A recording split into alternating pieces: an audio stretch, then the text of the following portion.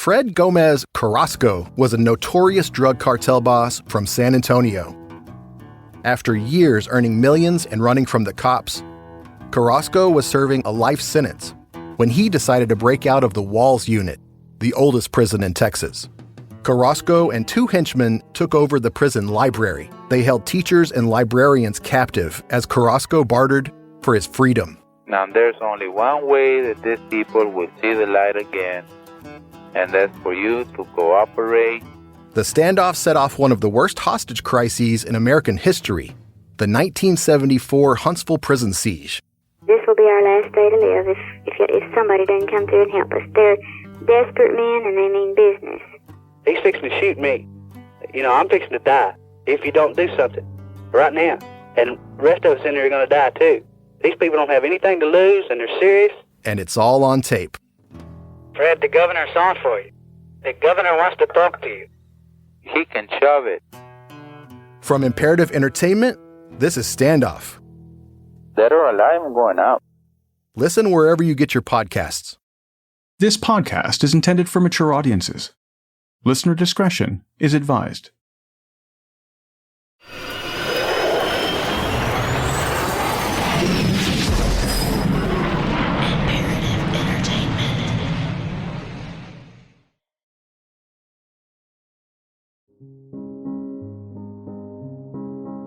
By all accounts, 82-year-old Irene Silverman was in the prime of her life. She was in great health, both physically and mentally. Most would have been decades off if they tried to guess her age. Somewhat of a celebrity for her legendary parties over the years, Irene Silverman's passion for society and culture never faded as she grew older. The well-known socialite was the widow of a successful businessman who had amassed a fortune before his death in 1980.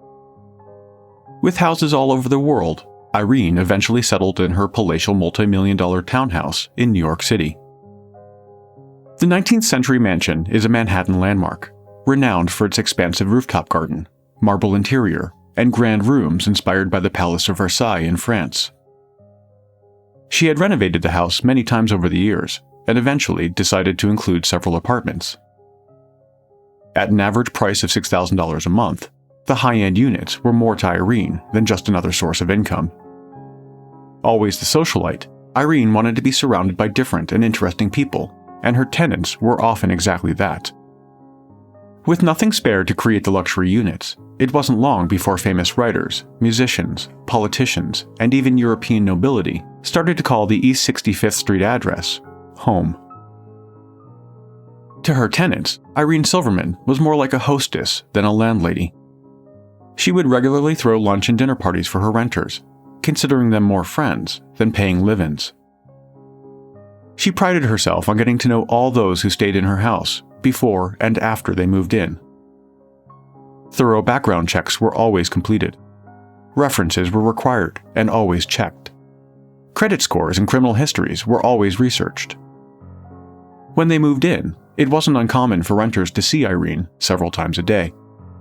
She could often be found in her office, located on the main floor. With security top of mind, Irene had cameras installed in the entrance and had monitors placed in her office and private residence.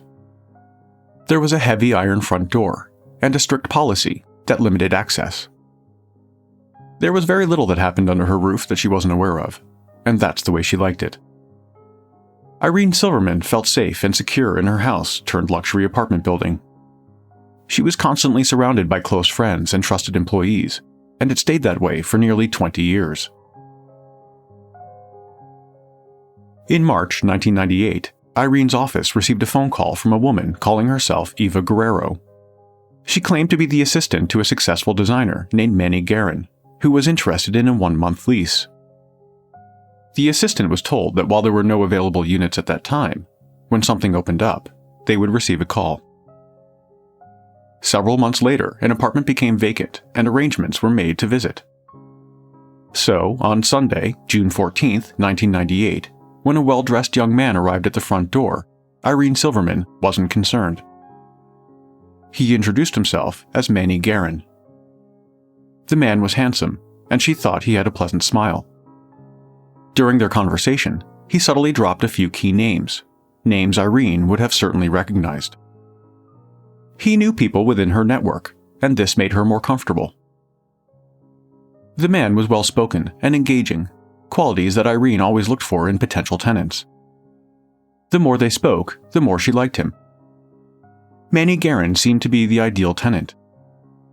All she needed were his references and identification, and the place was sure to be his. But Manny Guerin didn't have the documents with him. He apologized and promised that they would be dropped off the next day. On any other occasion, this would have delayed the process, but Manny Guerin said all the right things and seemed to know all the right people. Most importantly, Irene liked him. Still, she was about to tell him to return with the documents when the pleasant young man produced $6,000 in cash from his coat pocket. Despite her wealth, Irene grew up poor, a child of the Great Depression, and to her, cash was still king. Assuring her once again that he would have the references and ID by morning, she reluctantly agreed and showed the man to the vacant apartment. She had disregarded her own strict vetting policy. According to her friends, Irene regretted her decision right away. It took a few days before she knew something was strange with her newest tenant. He was asking her staff strange questions. Questions about the security system. Questions about Irene's schedule. Irene thought it was strange that he always faced away from the cameras. Even stranger, so did his guests. Just a week after Manny Guerin moved in, Irene Silverman was ready to kick him out. Then, she vanished. My name is Eric Crosby. Welcome to True.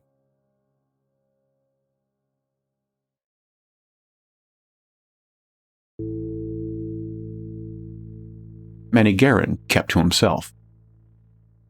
The cleaning service that was included in the $6,000 a month lease was not allowed in. He did his best to avoid contact with Irene and other residents, but made it a point to speak with Irene's staff. He asked some of them for tours of the house, insisting that he wanted to see as much of it as possible. According to her employees, it was during these tours that Manny Guerin tried recruiting them to work for him, stating that Irene had been doing nothing but exploiting them. Irene and her staff were like family, and they told her about the strange conversations. This only added to the growing concern over their newest resident. During the first week, when he failed to provide identification and the list of references he promised, Irene tried to confront Manny Guerin in his apartment, but he would never answer the door. On those occasions, she was certain that he was standing on the other side, watching her through the security hole. Manny Guerin always seemed to be watching her. He'd been spotted hanging around outside her ground floor office several times, often when she was speaking with clients. It was clear to Irene that he was spying on her, and he was. She just didn't know why. Irene didn't know it, but one of the first things he did when he moved in was to tap her phone lines. As her concern grew, she speculated to friends that he was probably a drug dealer or running a crime operation out of the apartment. Irene was so convinced that something nefarious was happening under her roof that she took steps to call it out. When she thought he could hear it, she would say loudly that he would end up in prison. When she thought he was watching her from behind the apartment door, she would give him the finger. Irene Silverman did not try to hide her frustration from the man she called her bad tenant. A gifted artist, Irene even went as far as sketching a portrait of Manny Guerin that included handwritten details about his physical description. Despite her growing concerns, she still didn't know what he was up to or have any proof of criminal activity, so Irene decided not to call police. Like she had always done, Irene would take care of this matter herself.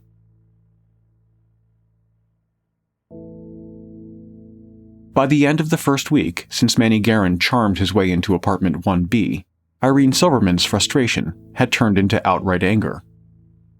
She wanted him out and had started the eviction process, effectively ending his 1-month lease. Staff would later report they overheard an argument between the two, Manny Guerin insisting that he would get her the outstanding documents, and Irene telling him to leave. But he had no intention of leaving the multi-million-dollar house. In fact, if his plan worked, the Manhattan mansion would soon be his.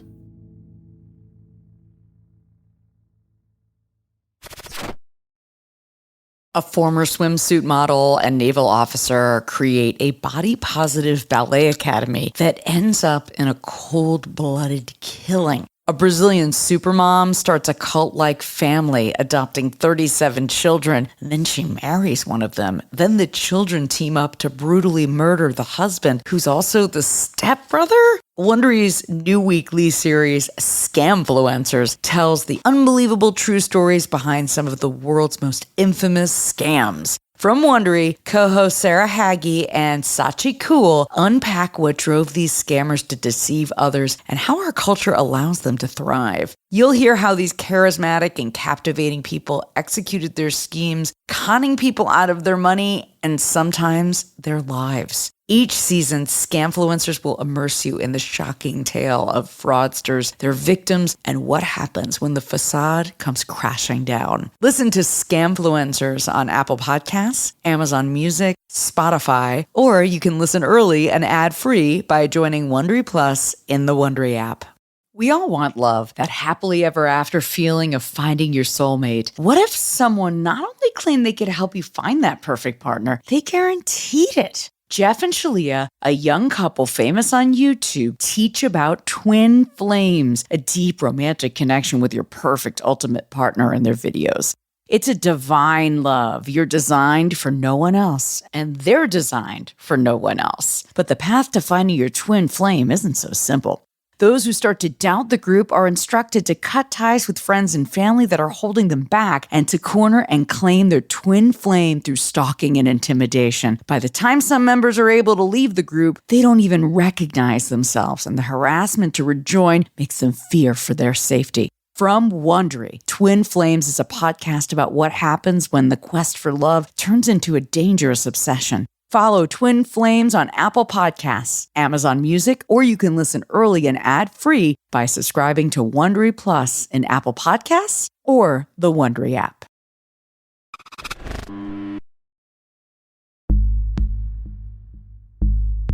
On the morning of July 5th, 1998, Irene asked one of her staff to walk the dog. She had spent Independence Day hosting friends late into the evening and wanted to spend the morning in slippers.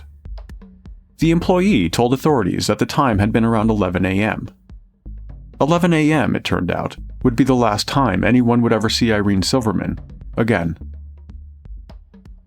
There was also one other person missing from the house, Manny Guerin. At 5 p.m., her staff contacted police. Police on the Upper East Side tonight are asking, where is wealthy widow Irene Silverman? The NYPD considers any case involving a missing person over the age of 60 a priority and spent the following days searching for her. At the same time, they were also looking for Irene's missing tenant, Manny Guerin. After 72 hours, authorities still had no leads. Their search had taken them across state lines and had involved dozens of interviews, and still there was no trace of either of them. Forensic teams had found no evidence of a struggle in or around the house. They had both simply vanished. But in a strange twist, investigators soon discovered the reason why they had been unable to find Manny Guerin on the streets. It turned out that he wasn't actually hiding at all. While police had been desperately searching for him, Manny Guerin had been sitting in a New York City jail. He'd been arrested the same day as Irene's disappearance by the NYPD and FBI on charges from a completely different case. Fortunately, a detective involved in the other case recognized a picture of Manny Guerin while watching a news report about the disappearance of Irene Silverman.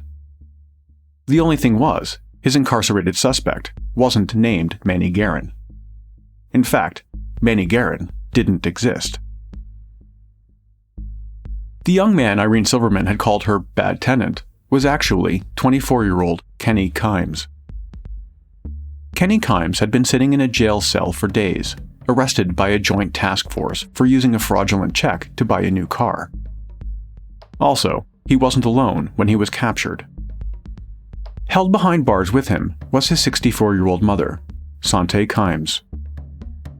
Irene Silverman had spoken to his mother a couple of times over the phone, but under a different name. It was Sante Kimes who called months earlier, posing as Manny Guerin's assistant, Eva Guerrero. The pair had been the subject of FBI and police investigations that stretched across half a dozen states and as far away as the Bahamas. They were the prime suspects in cases ranging from insurance and check fraud to murder. NYPD investigators looking into the disappearance of Irene Silverman were about to find out their main suspects were on the FBI's most wanted list of criminals.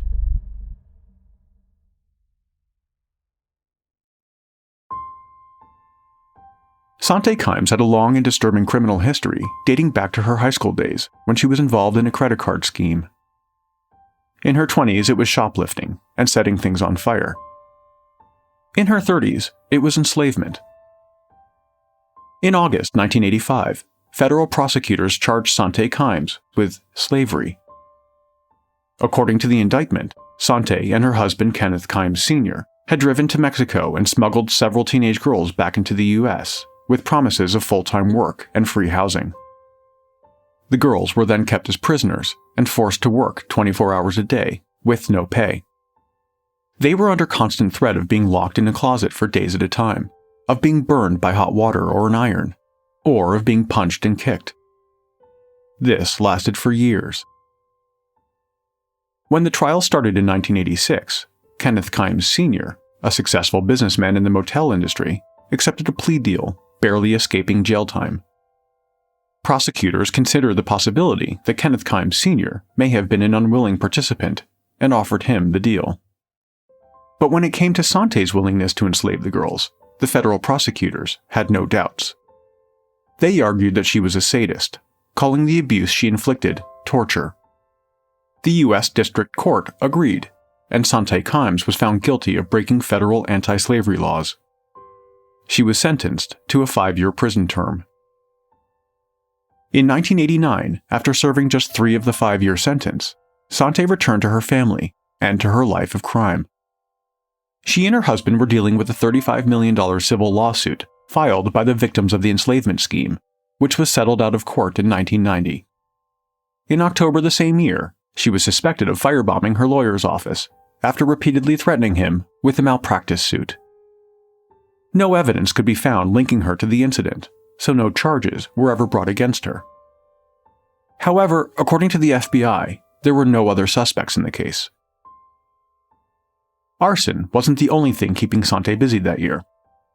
By the end of 1990, she had no less than 6 civil suits filed against her spanning from New Jersey to California, amounting to over $1 million.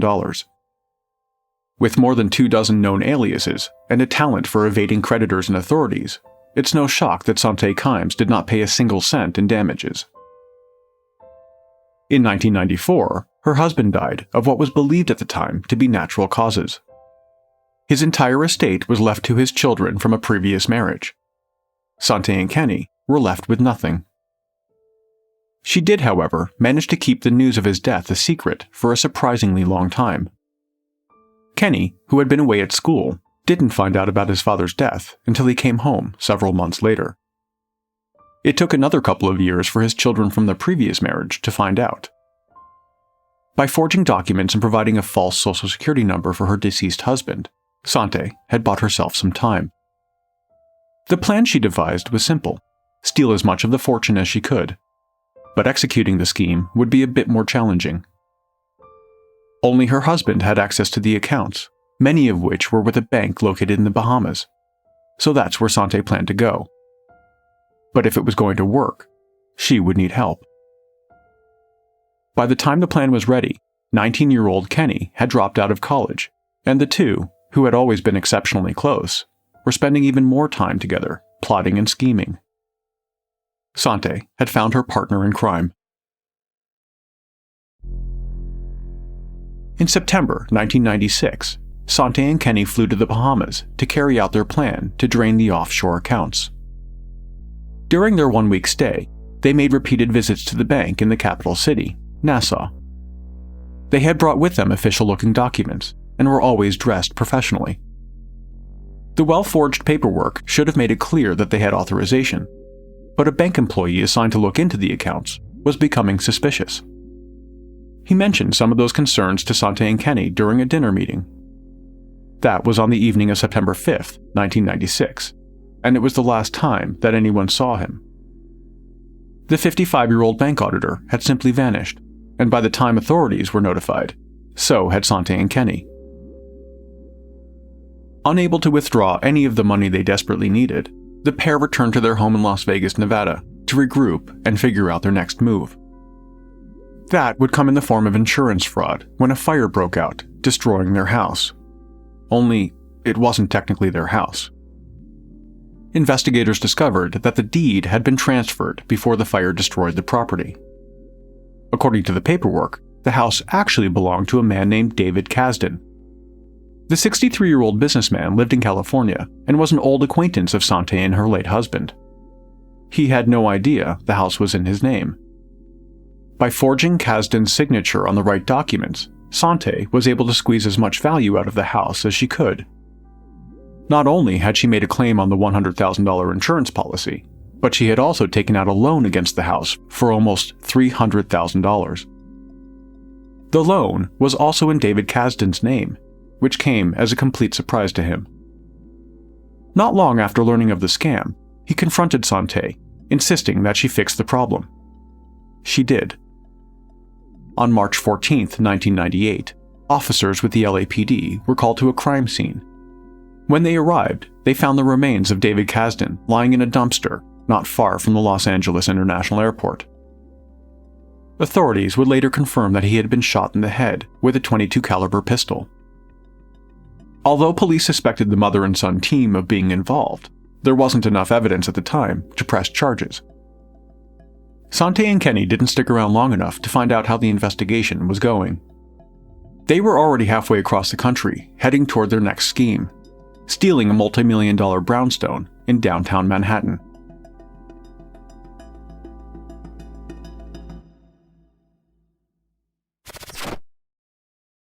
Fred Gomez Carrasco was a notorious drug cartel boss from San Antonio. After years earning millions and running from the cops, Carrasco was serving a life sentence when he decided to break out of the Walls Unit, the oldest prison in Texas. Carrasco and two henchmen took over the prison library. They held teachers and librarians captive as Carrasco bartered for his freedom. Now there's only one way that these people will see the light again, and that's for you to cooperate. The standoff set off one of the worst hostage crises in American history, the 1974 Huntsville prison siege. This will be our last day to live if somebody doesn't come through and help us. They're desperate men and they mean business. He's fixing to shoot me. I'm fixing to die if you don't do something right now. And the rest of us in here are going to die too.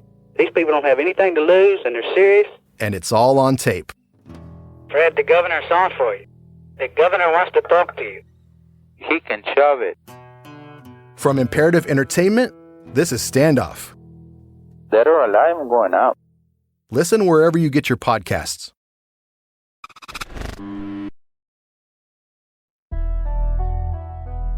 As Sante and Kenny Kimes drove toward New York City for their next target, they had no idea the FBI fugitive squad was searching for them. Over the last few months, they had written almost $100,000 in bad checks, including one that was used to steal the car they were now driving. That level of check fraud caught the attention of the Bureau. As they were heading east, agents were talking to another old acquaintance of Sante's, an ex-con who had done small jobs for her several times before. Hoping to avoid jail time for trafficking firearms, the man agreed to cooperate.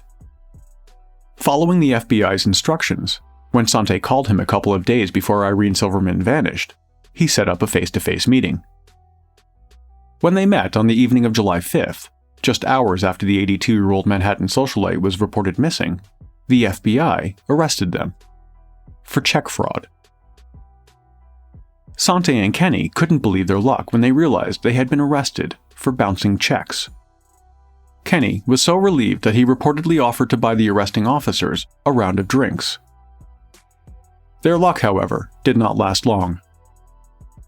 As police were conducting an exhaustive search for Irene Silverman, the FBI and NYPD were starting to figure out who they really had in custody.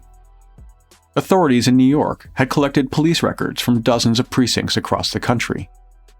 The documents covered past and current investigations and painted a disturbing image. They were suspects in the disappearance of Elmer Holmgren, an alleged accomplice in an arson case involving another house owned by the Kimeses. They had also been suspects in the 1995 abduction of Jacqueline Levitz. The 62-year-old from Mississippi was the heiress to the Levitz furniture business. Her body was never found, and charges were never brought against Sante or Kenny due to lack of evidence. This time, though, things were different. The Kimeses appeared in court today with their lawyers, asking to be released on bail, making the point that this is just a charge of a bad check. Prosecutors, of course, argued against that, saying they had a history of fleeing, that there might be other more serious charges pending, and the judge bought that and did not release them.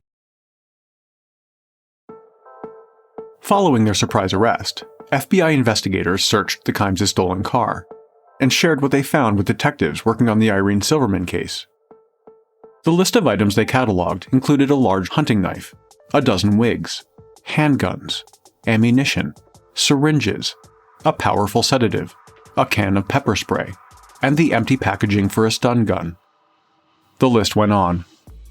Handcuffs, tens of thousands of dollars in cash, audio recordings containing hours of Irene's tapped phone conversations, and documents. Lots of documents. The paperwork included forms used in real estate to transfer property and blank Social Security cards. There were pages containing Irene's signature, written over and over, as if someone had been practicing. There was a forged deed to Irene's house, forged power of attorney forms, and a list of Irene's bank accounts. Authorities also discovered Irene Silverman's passports, keys to her house, and checkbook. There was a to-do list for when they took over the Manhattan mansion, which included firing the staff, changing the locks, and kicking out the current tenants. Sante and Kenny had even written down how much it would cost to transfer Silverman's property once they had control. They had also written details of their many aliases and when they had been used. And there was a list of associates, including several that had gone missing or had been killed over the last few years, including David Kasdan, Elmer Holmgren, and the banker from the Bahamas. What authorities did not find among the treasure trove of incriminating items was any sign of Irene Silverman.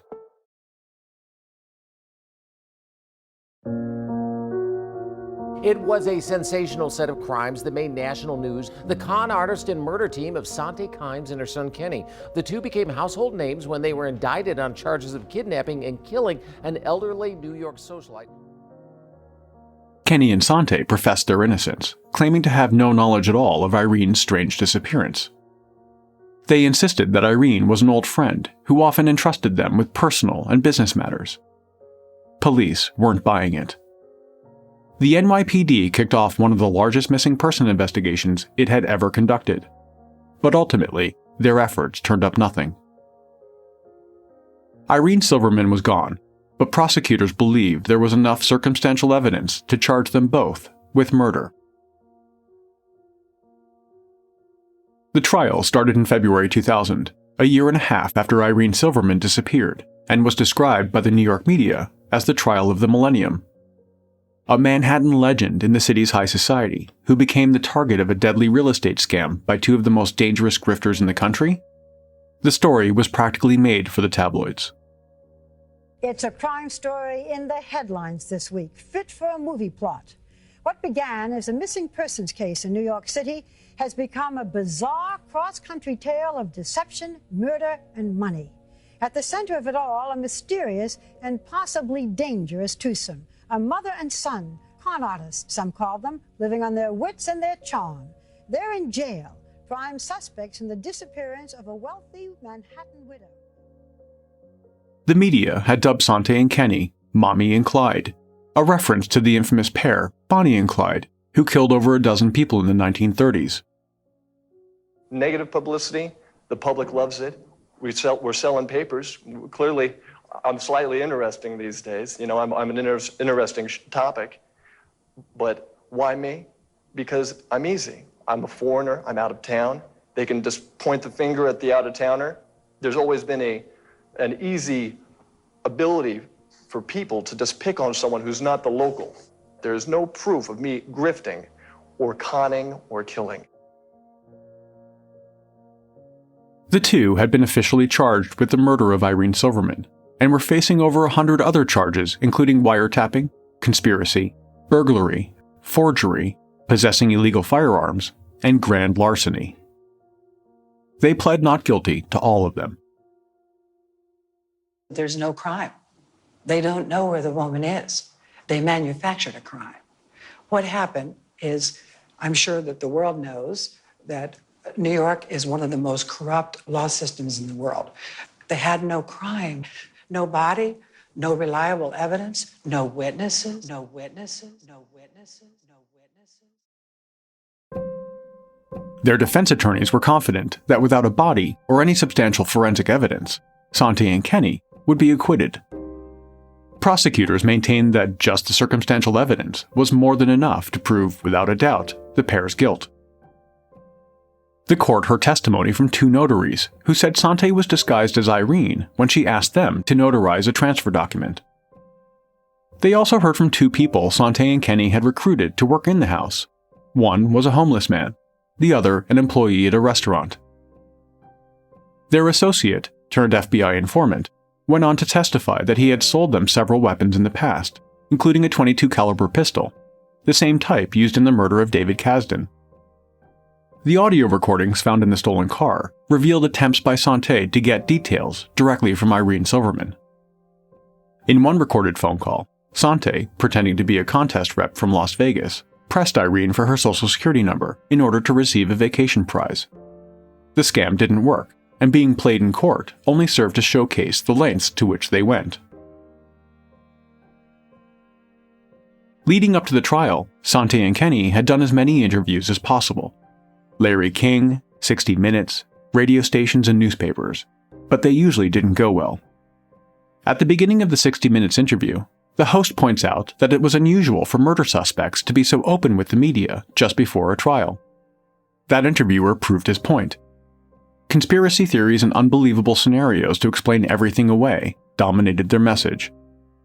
How would you like, on the second day of your arrest, to have the mayor come out and say you were guilty on international television? He said you were guilty. Oh, yeah. Not only that, they put up posters of us on the third day saying we were guilty. Posters where? Who? All over, on every street corner. What do you mean? They sent, pictures of us like we were guilty in this disappearance. Then they even had vans driving around broadcasting our names. This is 3 and 4 days into Who's they?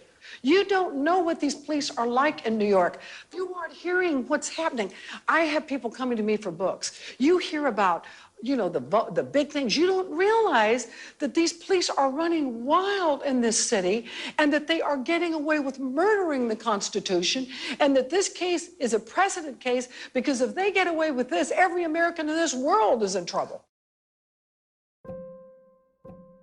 During one television interview, their lawyers had to interrupt when Sante continued to brag about how talented an actor her son was, earning top grades in his college acting classes.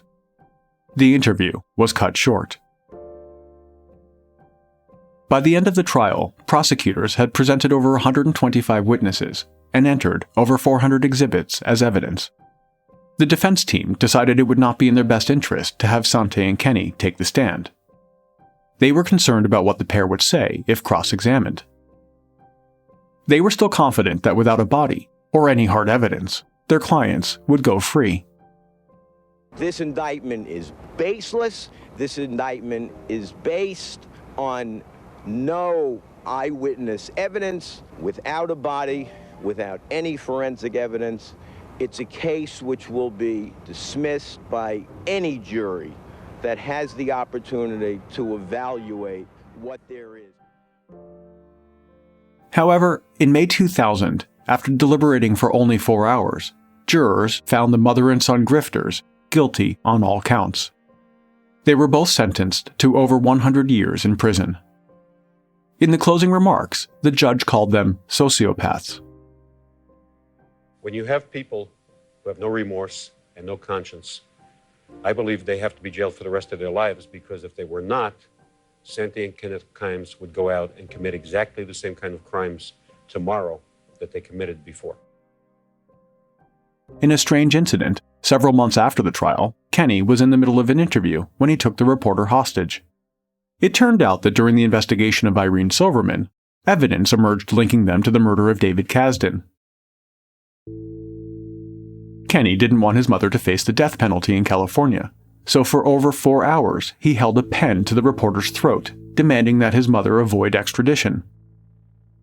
The moment he removed the pen from her throat, he was tackled by guards. The hostage stunt did not stop them from being moved. In March 2001, the two were extradited to California.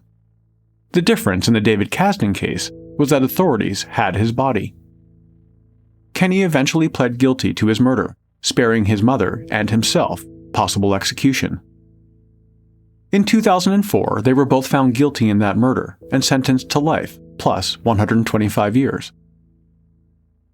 During the trial, Kenny also confessed to killing Irene Silverman.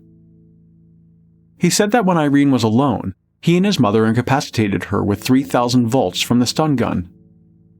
They dragged her into his apartment, where Kenny strangled her. He then stuffed her 4-foot 10-inch body into garbage bags, which he then placed inside a duffel bag. The two then drove to New Jersey, where they threw the bag into a random dumpster. Santi and Kenneth Kimes, these are two of the most cunning and probably two of the most evil criminals that we've ever dealt with. Santi Kimes died in a New York State prison in May 2014. She was 79. Kenny Kimes remains behind bars in California.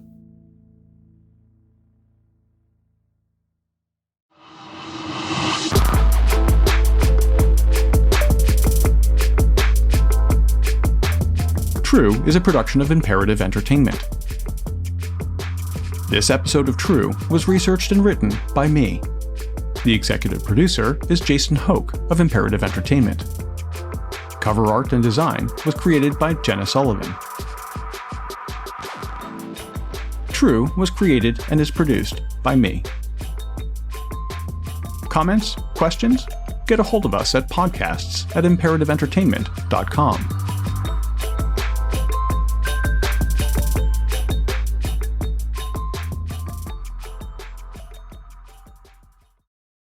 Fred Gomez Carrasco was a notorious drug cartel boss from San Antonio. After years earning millions and running from the cops, Carrasco was serving a life sentence when he decided to break out of the Walls Unit, the oldest prison in Texas. Carrasco and 2 henchmen took over the prison library. They held teachers and librarians captive as Carrasco bartered for his freedom. Now there's only one way that these people will see the light again, and that's for you to cooperate. The standoff set off one of the worst hostage crises in American history, the 1974 Huntsville prison siege. This will be our last day to live if somebody doesn't come through and help us. They're desperate men and they mean business. He's fixing to shoot me. I'm fixing to die if you don't do something right now. And the rest of us in there are going to die too. These people don't have anything to lose and they're serious. And it's all on tape. Fred, the governor's on for you. The governor wants to talk to you. He can shove it. From Imperative Entertainment, this is Standoff. Dead or alive, I'm going out. Listen wherever you get your podcasts.